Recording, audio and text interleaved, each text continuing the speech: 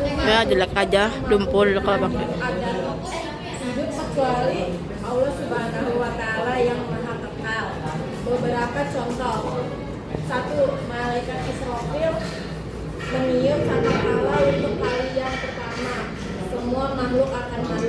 Dijelaskan dalam surat Az-Zumar surat 39 ayat 28. 2. Langit menjadi terpecah belah seperti dijelaskan dalam surat Al-Muzammil surat 73 ayat 18. 3. Manusia seperti anai-anai yang berbangan dan gunung-gunung di rambut-ramburkan. Dijelaskan dalam surah Al-Qari'ah surat 1 ayat 4-5. Pertama yaitu Yaumul Barzah. Yaumul Barzah adalah hari penantian manusia di alam kubur setelah mereka mati. Barzah ini kisah yang dimulai ketika manusia meninggalkan dunia, mengalami kematian biasa tapi belum dibangkitkan ke alam mahsyar. Kehidupan di Barzah akan berlangsung hingga hari kebangkitan juga, yaitu ketika trompet sangkakala kedua dibunyikan. Dalil mengenai kehidupan di Yaumul Barzah ini ada pada Al-Quran surat Al-Mu'minun ayat 100, yaitu la alihi akbaru salidan bima taraktu alla innaha kalimatun wa qafiluha wa min wara'ihim barzakhun ila yaumil yub'atsun. Artinya, agar aku dapat beramal soleh yang telah aku tinggalkan. Sekali-sekali tidak, sesungguhnya itu adalah dalil yang diucapkan saja. Di hadapan mereka ada alam barzah sampai pada hari mereka dibangkitkan. 2. Yaumul Ba'ats. Yaumul Ba'ats merupakan hari kebangkitan semua manusia yang meninggal. Malaikat Israfil meniup sangkakala kedua kalinya. Kemudian seluruh manusia bangkit dari kubur. Dalil mengenal Yaumul Ba'ats ada dalam Al-Quran surat Al-An'am ayat 36 yang artinya, dan orang-orang yang mati telah akan dibangkitkan yaksahum oleh Allah, kemudian kepadanya mereka dikembalikan. Dalil mengenai Yaumul Ba'ats ada dalam Al-Quran surat Al-An'am ayat 36 yang artinya, dan orang-orang yang mati telah akan dibangkitkan yaksahum oleh Allah, kemudian kepadanya mereka dikembalikan. 3. Yaumul Mahsyar.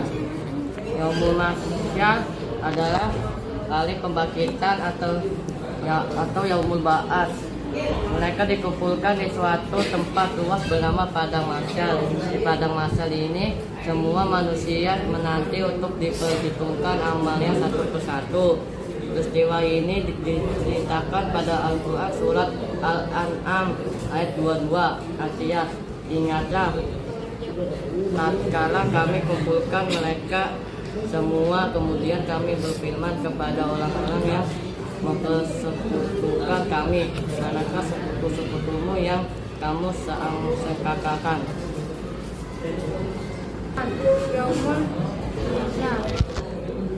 Yaumul Hisab. Selanjutnya manusia akan memasuki tahapan Yaumul Hisab atau perhitungan amal. Fase perhitungan amal manusia adalah hari dihisabnya semua amal manusia selama hidup di dunia. Sekecil dan sederhananya amalan baik yang mereka lakukan akan tetap diperhitungkan. Begitupun di sebaliknya, sekecil dan sederhana dosa yang dilakukan, dosa tersebut tetap akan diperhitungkan. Artinya, diletakkanlah kitab catatan amal pada setiap orang. Lalu engkau akan melihat apa yang berdosa merasa ketakutan terhadap apa yang tertulis di dalamnya. Mereka berkata, betapa celaka kami. Kitab apakah ini tidak meninggalkan yang kecil dan yang besar kecuali catatannya. Mereka mendapat semua apa yang telah mereka kerjakan tertulis. Tuhanmu tidak menzalimi seorang pun. 6.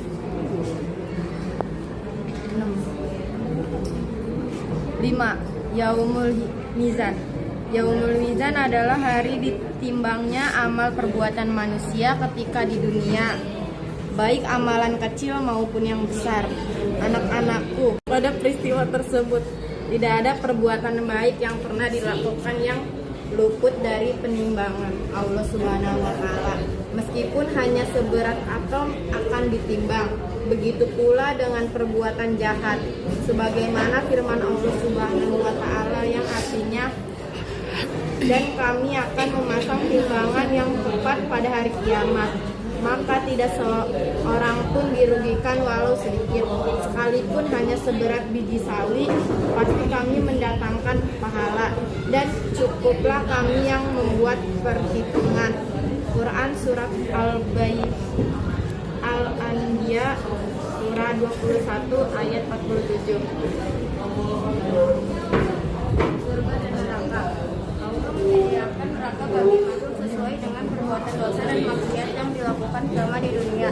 Adapun nama-nama neraka yang disediakan oleh Allah Subhanahu wa Ta'ala antara lain yaitu neraka jahanam, neraka lada, neraka utama, neraka sa'ir, neraka sagan, neraka jahim, dan neraka hawiyah. Yang beberapa surga yaitu surga Firdaus, surga Ad, surga Mawa, surga Naim, surga Khuld, Darussalam, Darussalam, Darul Akhirat, Husnul Ma'ab, dan Husna. Oke, silakan dari kelompok 5 terlebih dahulu ada pertanyaan. Lewat lanjut kelompok 6. Lewat lagi kelompok 1. Lewat lagi kelompok 2. Lewat juga terakhir kelompok 3. Oke, nggak ada. Bapak ingin bertanya. Wow, hasilnya.